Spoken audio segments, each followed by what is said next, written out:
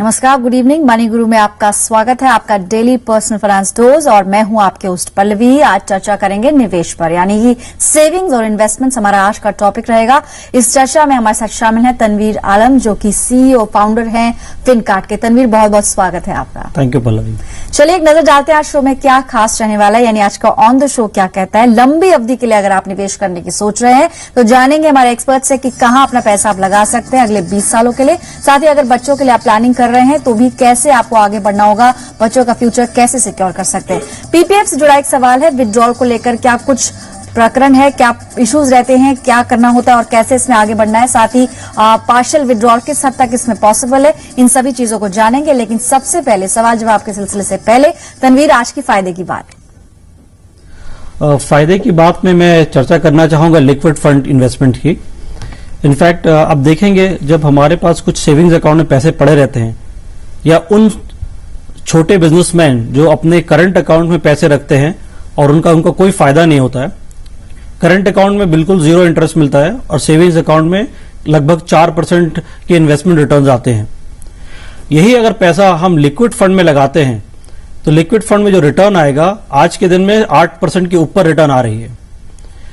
दूसरी बात यह है, लिक्विड फंड में आप इन्वेस्टमेंट एक दिन से की अवधि से लेकर जितना समय है आपके पास उतने दिन के लिए आप कर सकते हैं। ये म्यूचुअल फंड कैटेगरी में सबसे लीस्ट रिस्की प्रोडक्ट है और इसे कॉर्पोरेट बाखुदी से इसको यूज करते हैं फॉर वीकेंड पार्किंग। बहुत से बड़े बड़े कॉर्पोरेट्स हैं जो फ्राइडे में इन्वेस्ट करते हैं और वो पैसा मंडे वापस चाहते हैं। तो ये वीकेंड पार्किंग के तहत वो अपने जो करंट अकाउंट में पैसे पड़े रहते हैं उसका फायदा उठाते हैं। और आम लोगों के लिए भी जो नॉर्मल रिटेल इन्वेस्टर्स हैं उनके लिए सेविंग्स अकाउंट में 4% मिलते हैं, यहां पर लगभग 8% रिटर्न मिलता है। उनके लिए भी एक बहुत फायदेमंद का सौदा है ये। यानी ऑलमोस्ट तनवीर, आप जैसे बता रहे हैं, ऑलमोस्ट हम डबल कर सकते हैं अपने इन्वेस्टमेंट्स को, वो भी कम जोखिम के साथ। कम जोखिम के साथ। और बहुत से जो फंड हाउसेज हैं, मान लीजिए रिलायंस म्यूचुअल फंड ने एक बहुत ही अच्छा स्कीम निकाला है, कन्वीनियंस। उन्होंने एक डेबिट कार्ड लॉन्च की है इस इन्वेस्टमेंट के साथ।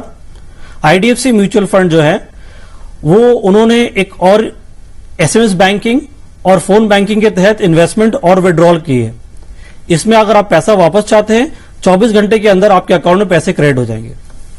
चलिए, तो यानी कम अवधि के लिए अगर आपको निवेश करना है और आपको रिस्क भी कम लेना है तो लिक्विड फंड, जैसा नाम से ही लग रहा है, लिक्विडिटी इसमें भरपूर मिलेगी आपको। आप विद इन 24 आवर्स अपना निवेश किया हुआ पैसा वापस भी निकाल सकते हैं। तो चलिए, ये थी आज की फायदे की बात। अब बढ़ेंगे आगे। हम पहले दर्शक हमारे साथ फोन लाइन पर संदीप सिंह है, जो कि इस वक्त जुड़ गए हैं फोन लाइन पर शिमला से। नमस्कार संदीप, बताइए सर, क्या सवाल है आपका।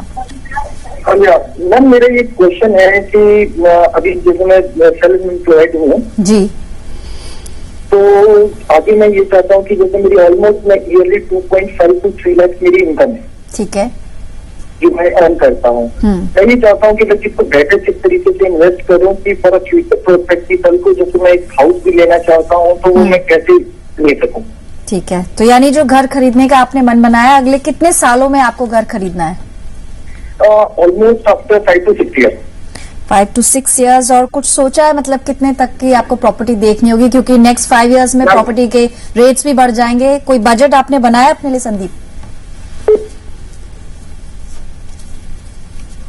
चलिए, संदीप का जो सवाल है मेल के जरिए भी इन्होंने शेयर किया था, और रणवीर जैसा ये बता रहे हैं कि प्रोग्राम को इन्होंने फॉलो करना शुरू किया और इसीलिए आपसे जानना चाहते हैं एज एन एक्सपर्ट कि कैसे ये आप इनको गाइड करेंगे, क्योंकि इन्होंने अपनी सैलरी बताई 2.5 के आसपास है। सेल्फ एम्प्लॉयड से कभी बढ़ती भी है, 2.5 से लेकर 3 लाख के बीच में एनुअली ये कमाते हैं। और अब इन्हें क्योंकि अपनी प्लानिंग की शुरुआत करनी है और सबसे पहला जो टारगेट है कि अगले 6 साल में एक प्रॉपर्टी खरीदें, इन्होंने कुछ कॉस्ट मेंशन की थी, अराउंड 50 to 60 लाख की प्रॉपर्टी लेने की सोच रहे हैं। हालांकि अभी प्रॉपर्टी देखी नहीं है, इसलिए उस पर ज्यादा जज करना ठीक नहीं होगा, लेकिन ओवरऑल फाइनेंशियल प्लानिंग की शुरुआत कहां से करें तनवीर? देखिए, जहां तक प्रॉपर्टी की सवाल है, उनकी जो अर्निंग है 2.5 लाख से 3 लाख रुपए है। तो what Sandeep can do is basically look at a 50 lakh property. Now if you invest 10,000 rupees per month in 2 schemes, say ICICI dynamic plan और यूटी अपॉर्चुनिटी फंड्स में, they are 2 good performing equity funds, and over the period of say 6 years he can generate a corpus of a minimum of about 10 to 12 lakh rupees. The balance 40 lakh he can avail of loan facilities. And for availing that 40 lakh loan, he will have an EMI of 4,000 per month from that onwards. So one very important thing that he should keep in mind is that he has to file his income tax return on a regular basis if he wants to avail of a home loan facilities.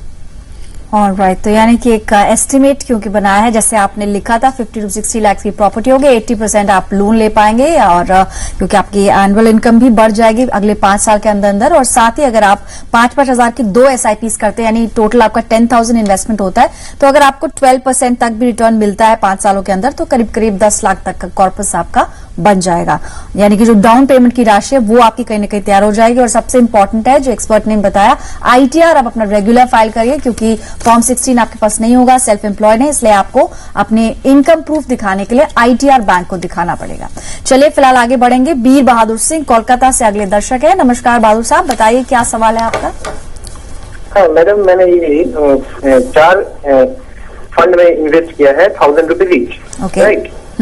तो और मैं 4,000 और invest करना चाहता हूँ, तो क्या मैं मेरे जो फंड है उनमें इन्वेस्ट करूँ कि और नए फंड लूँ मैं? ओके, आपका पर्पस क्या है? जो आपने इन्वेस्टमेंट बताया था मेल में 1.5 ईयर्स पहले स्टार्ट किए, एंड देन आप इसमें 4,000 और इन्फ्यूज करना चाहते हैं, तो आपका गोल क्या है? मतलब किस चीज के लिए आप ये रकम इकट्ठा कर रहे हैं और कितनी रकम इकट्ठा करना चाहते हैं? मैं रिटायरमेंट प्लानिंग के लिए मैं ये सोच रहा हूँ। चलिए 37 है, ठीक है। ओके, आपने एज बताई थी 37, so you have good 20-25 years in your hand I think. चलिए ठीक है। तनवीर बीर बहादुर ने अपना पोर्टफोलियो भी हमारे साथ शेयर किया है। इनके पोर्टफोलियो में किस तरह के फंड्स आपको लग रहे हैं? हालांकि मुझे ऐसा लगता है इन्होंने ज्यादातर लार्ज कैप फंड्स ही शामिल किए हैं। अगर इनके 4 में से 3 फंड्स देखे जाएं तो all of them are large cap funds. क्या कुछ सजेशन है, रेजिक करना चाहिए, कैसे इनको आगे बढ़ना चाहिए? Pallavi, yes, I would like to one entire reject the portfolio, because most of his investments are in large cap oriented funds, and those particular funds that he has chosen are not a consistent performing fund. So what I would suggest that he covers more strategically the entire large cap and the mid cap basket. For large cap category, I would suggest ICICI Dynamic Plan and UTI Opportunities Fund. For the mid cap oriented schemes, I would cover mid cap opportunity, HDFC Mid Cap Opportunities Fund and IDFC Premier Equity Fund. तो ये 4 fund में तो currently इनके investment 1,000 रुपए के 4 SIP जा रहे हैं, and he wants to do 4,000 rupees more, so collectively he wants to invest 8,000 rupees, so he can now invest 2,000 rupees each in each of the 4 schemes that I have suggested. Alright, आपको 4 अलग अलग schemes बताई हैं इन्होंने, और current investment से कुछ आपको चेंजेस करने पड़ेंगे, लेकिन जैसे हमारे एक्सपर्ट बता रहे हैं कि short term capital gains tax आपका ना लगे, इसलिए जितनी भी आपकी स्कीम्स चल रही हैं उनको अभी रिडीम मत करिए, उनको आप रोक सकते हैं, फ्रेश इन्वेस्टमेंट स्टार्ट कर सकते हैं। और ये 4 फंड्स है ICICI dynamic, UTI opportunities, HDFC mid cap, और एक और मिड कैप कैटेगरी का अच्छा वेल परफॉर्मिंग फंड है IDFC प्रीमियर इक्विटी। इन सब में आप 2-2 हजार रुपए से शुरुआत कर सकते हैं, यानी जो 8,000 रुपीज का आपका जो इनफ्लो है जो आप कर रहे हैं वो आपका कंटिन्यू रहेगा। और अगर आप इसके रिटर्न्स की बात करें तो मिड कैप कैटेगरी में अच्छा रिटर्न देखने को मिला है पिछले 5 साल के अंदर, और क्योंकि आप भी लंबी अवधि के लिए प्लानिंग कर रहे हैं, इसलिए अपना नया पोर्टफोलियो इस तरह से बना सकते हैं और आगे बढ़ सकते हैं, और अपना गोल जो है उसे भी आप टाइम टू टाइम मॉनिटर कर सकते हैं। फिलहाल एक ब्रेक के लिए रुक रहे हैं, तनवीर से बातचीत जारी रहेगी। आपको सेविंग पर कोई सवाल भेजना है तो सेव लिखकर आप हमें भेज सकते हैं 57575 पर। साथ ही मनी गुरु में हम अलग अलग टॉपिक्स पर चर्चा करते हैं। आज का टॉपिक सेविंग्स, चर्चा जारी है, चल लौटेंगे।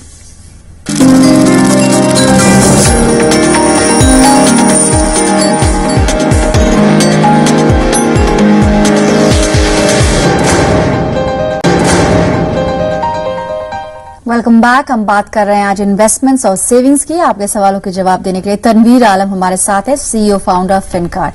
चलिए अगले दर्शक हमसे बात करते हैं। शोभित अग्रवाल हमारे साथ आगरा से फोन लाइन पर जुड़े हैं। नमस्कार शोभित, बताइए किस पर्पज से आप इन्वेस्टमेंट कर रहे हैं? मेरी एक न्यूबॉर्न बेबी हुई है अभी, तो मैं चाह रहा था ऐसा कोई शेड्यूल प्लान मिल जाए जो आफ्टर 18 या 20 इयर्स के बाद वो फिर जैसे नीड हो मेरी हिसाब से वो पेमेंट मेरी बेटी को देते जाए। ठीक है, एजुकेशन पर्पस, मतलब आपने बताया कि जब तक वो 18 साल की हो तब आपको एक बड़ी अच्छी राशि मिल पाए। जी जी, उसके लिए, उसकी एजुकेशन के लिए। ठीक है, कोई करंट पॉलिसी जो आपकी चल रही है ऑलरेडी? शोभित, क्या कोई करंट पॉलिसी है जो आपकी चल रही है अभी? यस मैम, चल रही है। LIC का मेरे पास 2 पॉलिसी चल रही है अभी। कौन सी पॉलिसी है, आपको नाम याद है? मैम नाम याद नहीं है, एक पॉलिसी नंबर जरूर है। दैट्स ओके, ठीक है, आपने ठीक है, दैट्स फाइन शोभित। आप ऑनलाइन डिस्कनेक्ट मत करिएगा, एक्सपर्ट स्टूडियो में है, he will answer your question. Tanveer, जैसे शोभित बता रहे हैं, इनकी ना LIC की कोई पॉलिसी है, प्रोडक्ट का नाम इनको याद नहीं है, पर करीब 5 लाख का उसमें कवर है। इनफैक्ट 2 पॉलिसीज है 5-5 लाख की, और 22,000 रुपए ये उसमें प्रीमियम पे कर रहे हैं। अब एक और पॉलिसी के लिए आपसे सवाल कर रहे हैं कि बेटी अभी काफी छोटी है, सिर्फ 3 मंथ्स की है, जब तक वो पढ़ाई के लिए तैयार होती है 18 साल की होती है, एक और प्लान क्या आप सजेस्ट करेंगे शोभित को? एक और प्लान ले लें, या फिर रादर इनको टर्म प्लान अपने लिए लेना चाहिए और फिर कोई दूसरा रूट जिससे ये अच्छा हैंडसम अमाउंट बना सके? शोभित, मैं थोड़ा डिसअपॉइंट करना चाहूंगा। Insurance is never a good investment option. Insurance is like drinking and driving. So your objective of neither a return gets fulfilled nor you didn't get a good cover. So what I would suggest कि आप insurance scheme ना लेके, यदि आपको risk कम लेना है तो you invest in a balanced category of mutual fund. इस कैटेगरी में 2 अच्छी स्कीम्स हैं, जैसे कि ICICI बैलेंस एडवांटेज फंड और दूसरी है HDFC children's gift plan investment plan option. Okay, इसके रिटर्न्स काफी अच्छे रहे हैं और ये आप 15-20 साल की अवधि के लिए रखेंगे तो आपको एक बहुत ही अच्छा कॉर्पस क्रिएट हो जाएगा आपके लिए. दूसरी बात ये है, ये जो आप कन्वेंशनल पॉलिसी रहते हैं ना, इसका जो रिटर्न आता है आपको एवरेज 5.5-6% का रिटर्न आएगा टैक्स फ्री, जो कि आज के दिन में इन्फ्लेशन भी नहीं बीट कर रहा है. इंश्योरेंस हम लोग को लेना चाहिए सिर्फ रिस्क प्रोटेक्शन के पर्सपेक्टिव से. सो आपके एज में अगर आप इंश्योरेंस लेना चाहें तो आपको जरूर इंश्योरेंस लेना चाहिए, लेकिन वो ऑनलाइन टर्म इंश्योरेंस प्लान हो जो कि प्योर रिस्क कवर हो और आपको आपके एज में 50 लाख की टर्म इंश्योरेंस कवर मुश्किल से 4,500-5,000 हजार रुपए में मिल जाएगी. तो मेरे हिसाब से ये ज्यादा फायदेमंद और आपके लिए बेनिफिशियल रहेगा. चलिए, तो शोभित, जो तरीका है वो आपको एक्सपर्ट ने बताया है. आप एक और पॉलिसी लेने की गलती ना करें, रादर आप म्यूचुअल फंड्स में निवेश कर सकते हैं क्योंकि टाइम आपके साथ काफी सारा है. You have age on your side, आप यंग भी हैं, इसलिए आप टर्म प्लान ले सकते हैं अपने लिए ताकि आपका परिवार का फ्यूचर सिक्योर हो जाएगा. और जहां तक रिटर्न्स का सवाल है वो आप म्यूचुअल फंड्स में SIP के जरिए आगे बढ़ सकते हैं. फंड्स भी आपको बता दिए, आपकी स्क्रीन पर है. ICICI बैलेंस्ड एडवांटेज और HDFC children's gift investment plan है, आप चूज कर सकते हैं. पिछले 5 साल के अंदर इसका एनुअलाइज बेसिस पे करीब 23% का रिटर्न रहा है. हालांकि ये हिस्टोरिकल रिटर्न है, लेकिन फिर भी म्यूचुअल फंड्स का जरिया या रूट बेहतर रहेगा. रादर आप एक पॉलिसी ले क्योंकि उसके रिटर्न्स काफी कम होंगे. हमारे साथ अगले दर्शक है कुंजन देसाई, वलसाड, गुजरात से. नमस्कार मिस्टर देसाई, बताइए सर क्या सवाल है आपका? गुड इवनिंग मैडम, मेरा सवाल PPF से रिलेटेड है जी. मेरे 3 अकाउंट है, एक मेरा अकाउंट है, एक मेरी वाइफ का अकाउंट है, एक मेरे बच्चे का अकाउंट है. बच्चे के अकाउंट के अंदर I am a guardian. Okay, please note कि मैं एक भी अमाउंट PPF की जो है इन्वेस्टमेंट की, वो इन्वेस्टमेंट एक्ट तहत ATC के तहत क्लेम नहीं कर रहा हूँ. अच्छा, कितने टाइम पहले आपने ये माइनर अकाउंट कब खोला था आपने? माइनर अकाउंट 3 साल पहले खुला हुआ है. ठीक है, उसमें अभी तक आपने कितना निवेश किया, मतलब आप ईयरली बेसिस पे कितना करते हैं almost? Sir madam, yearly basis पे मैं 1 लाख रुपया इन ईच अकाउंट इन्वेस्ट कर रहा हूँ. ठीक है, ठीक है. My question is whether my investment of 1 lakh rupees in each account of mine and my son's, wherein I am a guardian, okay, will qualify for payment of interest? आपकी wife के बारे में मैं एक चीज जानना चाहती हूँ. आपने बताया आपका अपना अकाउंट है, वाइफ का और साथ ही माइनर अकाउंट है जो आपके बेटे के नाम पर है. जो आपकी वाइफ है, इज शी वर्किंग? क्या वो इस पर छूट लेती है या नहीं? She is also working and she is claiming separately of under income tax act. Okay, ठीक है. ऑलराइट मिस्टर देसाई, आप ऑनलाइन डिस्कनेक्ट मत करिएगा. हमारे साथ गेस्ट जो हैं वो स्टूडियो के अंदर है आपके सवाल का जवाब देने के लिए. तनवीर, बताइए, माइनर अकाउंट को लेकर भी इनका सवाल है कि क्या खुद के अकाउंट में 1 लाख रुपए और माइनर में भी अगर 1 लाख करते हैं तो टोटल एग्जेम्पशन कितना बनेगा? ठीक है, ये इनको मैं 2 तरह से सलाह देना चाहूंगा. एक तो जो PPF अकाउंट इन्वेस्ट कर रहे हैं, और दूसरा सलाह जो है जो पिछले कॉलर को मैंने दिया था for a balance advantage fund और HDF for a children plan. Now, if you look from this perspective, you are allowed to invest only up to 1 lakh rupees, including your minor's account. So, आप और आपके minor child है, उसके साथ collectively आप 1 लाख ही तक निवेश करते हैं। यस, करंटली बहुत से लोग माइनर के नाम में अलग से इन्वेस्ट कर रहे हैं। ये टेक्नोलॉजिकल ड्रॉबैक है जो सिस्टम में है, वो ट्रैक नहीं हो पा रही है। लेकिन यदि कभी फ्यूचर में वो ट्रैक हो पाती है तो government has the right of not paying you interest on that PPF account, however your principal will be return back to you. Alright, यानी अपने अकाउंट का भी ब्याज इनको नहीं मिलेगा। अगर ये लेटर ऑन बाकी व्यूवर्स के लिए भी ये काफी इंफॉर्मेटिव आपने बात बताई कि अगर कोई अपने माइनर अकाउंट में पैसे जमा कर रहा है और अपने अकाउंट में ऑलरेडी 1 लाख की छूट ले रहा है, तो ऐसे में खुद के अकाउंट पे भी शायद इंटरेस्ट नहीं मिलेगा। यही आप कहना चाह रहे थे? बिल्कुल यही। और दूसरी बात ये कहना चाहूंगा, क्योंकि ये अपने बच्चे के लिए इन्वेस्ट करना चाह रहे हैं तो उसको बेटर यूटिलाइज करें if the tenure is long.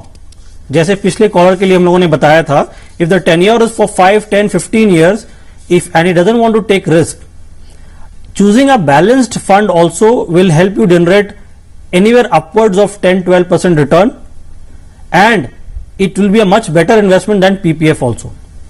It will have liquidity also. Sure. तो यानी कि जहां तक माइनर अकाउंट का सवाल है, तो आप अपने खाते में 1 लाख अगर जमा कर चुके हैं तो आपको माइनर अकाउंट पे कोई छूट नहीं मिलेगी। टोटल छूट जो सेल्फ और माइनर अकाउंट की है वो टोटल मिला के 1 लाख है 1 साल के अंदर। और जैसे कि हमारे एक्सपर्ट ने बताया, अगर आप ये गलती कर रहे हैं कि आप अपने अकाउंट में भी 1 लाख रुपए जमा कर रहे हैं और उसमें भी एडिशनल अमाउंट जमा कर रहे हैं, ऐसे में आगे चलकर आपको दिक्कत हो सकती है अगर इस तरह की कोई चीज ट्रैक हो पाती है। क्योंकि फिलहाल ये एक टेक्निकल एरर है या फिर एक तरह से कहें कि ड्रॉबैक है कि फिलहाल ऐसा कई लोग कर रहे हैं कि माइनर अकाउंट में जमा कर रहे हैं और उस पर छूट भी लेने की सोच रहे हैं। फिलहाल एक ब्रेक के लिए रुक रहे हैं। अगर आपको भी कोई सवाल भेजना है मनी गुरु में तो ईमेल आईडी नोट कर सकते हैं moneyguru@zenetwork.com। साथ ही सेव लिखकर आज का जो भी आपको सेविंग्स पर सवाल पूछना है, स्पेस देकर अपना नाम अपना सवाल 57575 पर भेज सकते हैं। तनवीर हमारे साथ बने हुए हैं, जल्द लौटेंगे।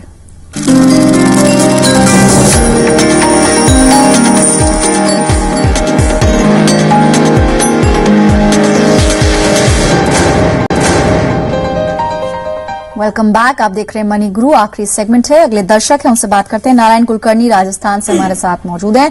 नमस्कार मिस्टर कुलकर्णी, बताइए सर क्या सवाल है आपका? नारायण साहब आप सुन पा रहे हैं? हाँ जी, हाँ जी। हाँ नमस्कार सर, अपना सवाल एक्सपर्ट से आप पूछ सकते हैं, इस वक्त वो स्टूडियो में है। हाँ,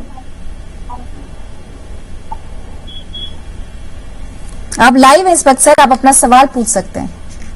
अच्छा, मेरी 43 इयर्स की एज है जी। और मेरी बेटी अभी 10th में पढ़ रही है, तो अगले 5 साल में उसका जैसे कि 12th और फिर इंजीनियरिंग और उस सब हायर स्टडी के लिए मेरे को कुछ अमाउंट चाहिए। और तो, आपने कुछ पहले से भी इन्वेस्टमेंट आपके चल रहे हैं HDFC के? हाँ, कुछ आपने सारे फंड्स HDFC के क्यों चुने हैं सर? हाँ वही तो मैं, क्या है कि एग्जैक्टली वो मेरा फ्रेंड है जो मुझे सजेस्ट करता है, तो उन्होंने आपका खाता भी HDFC बैंक में है क्या? हाँ ठीक है, चलिए तो मुझे कोई और सजेशन दीजिए जिसमें हायर रिटर्न मिले और मैं अगले 5 साल में 8-1 लाख रुपए कुछ बना सकूं। ठीक है मिस्टर कुलकर्णी, आपका सवाल जो है हमने सुना है और आपने पूरा प्रोफाइल हमारे साथ शेयर भी किया था। तनवीर से जानते हैं कि क्या करना चाहिए फिलहाल। तनवीर, सबसे पहले तो करंटली जो इनके फंड्स हैं उस पर आपका कमेंट चाहूंगे, और साथ ही आगे इन्होंने जैसे बताया कि बच्ची की कॉलेज की पढ़ाई वगैरह के लिए फंड्स इकट्ठा करना चाह रहे हैं, कैसे करें और इन करंट इन्वेस्टमेंट्स को आप कैसे देख रहे हैं? मैं 2 पर्सपेक्टिव से इनको एडवाइस देना चाहूंगा। एक तो इनकी म्यूचुअल फंड की पोर्टफोलियो है, मैं रिकंस्ट्रक्ट करना चाहूंगा पूरी तरह। और दूसरा जो है बेसिकली ये जो इंश्योरेंस प्रीमियम दे रहे हैं 36,000 रुपीज पर एनम, ये actually for the risk cover that he is getting is too much. For a 6 lakh cover is getting 36,000 rupees per annum is too much. तो मैं चाहूंगा कि ये बल्कि इसको पेड अप करा लें। पेड अप का मतलब ये होता है कि इनकी पॉलिसी सरेंडर नहीं होगी, जितना प्रीमियम इन्होंने दिया है अब तक वो प्रीमियम देकर स्टॉप कर दें, और ये जो पैसा इनका कैश फ्लो बचता है इससे ये ऑनलाइन टर्म इंश्योरेंस ले ले, जो उनकी एज में मैं क्या चाहता हूं, मैं समझ सकता हूं कि 50 लाख की कवरेज इनको कुछ 10,000 रुपए में मिल जाएगी। बैलेंस जो 26,000 रुपए बचता है इनका SIP अमाउंट 4,000 से 6,000 रुपए हो जाएगा। चलिए, आपने फंड्स भी बताए हैं और 5 साल के अंदर किस तरह के रिटर्न्स मिले हैं वो भी आप देख सकते हैं। अगले दर्शक नरेश चौरसिया भोपाल से हैं। नमस्कार नरेश जी, बताइए सर क्या सवाल है आपका? मैं मैं ये जानना चाह रहा था कि जो टीचर अकाउंट में जो पैसे जमा होते हैं तो क्या बीच में निकाल सकते हैं कि नहीं? ठीक है, ठीक है। कितने समय आपने पहले खोला था ये पीपीएफ खाता? चलिए, आवाज शायद एको हो रही है, आपने टीवी का वॉल्यूम बढ़ा रखा है। लेकिन तनवीर से जानेंगे, लॉक इन से पहले अगर पैसा विड्रॉ करना है, बहुत ही ब्रीफली आपसे जानना चाहेंगे क्योंकि समय काफी कम है। तनवीर, बेसिकली पीपीएफ अकाउंट में प्री मैच्योर विड्रॉल तभी अलाउ है after a period of 6 years, और वो भी आप 4th ईयर के 50% बैलेंस आप निकाल सकते हैं। चलिए, तो 5 फाइनेंशियल ईयर्स अगर आपने कंप्लीट कर लिए हैं तो 6th ईयर के एंड में आप चौथे साल में जितना भी बैलेंस आपका जमा है उसका 50% तक निकाल सकते हैं। फिलहाल इतने ही सवाल आज मनी गुरु में शामिल कर पाएंगे। तनवीर, आपका बहुत बहुत शुक्रिया जी बिजनेस को अपना कीमती समय देने के लिए। आज हमने बातचीत की सेविंग्स पर, लेकिन कल जब हम लौटेंगे यानी ट्यूसडे के दिन हम बातचीत करते हैं लोन्स के ऊपर, और साथ ही इंश्योरेंस के ऊपर चर्चा होती है हर बुधवार। थर्सडे का दिन रहता है प्रॉपर्टी के नाम, और फ्राइडे को हम बातचीत करते हैं टैक्सेशन पर। अगर आपको भी कोई सवाल भेजना है मनी गुरु में तो मनी गुरु के आईडी को आप नोट करें, moneyguru@zenetwork.com। साथ ही आप आज सेविंग्स पर कोई सवाल है तो आप सेव लिखकर हमें 57575 पर भेज। फिलहाल मनी गुरु से इतना ही। नमस्कार।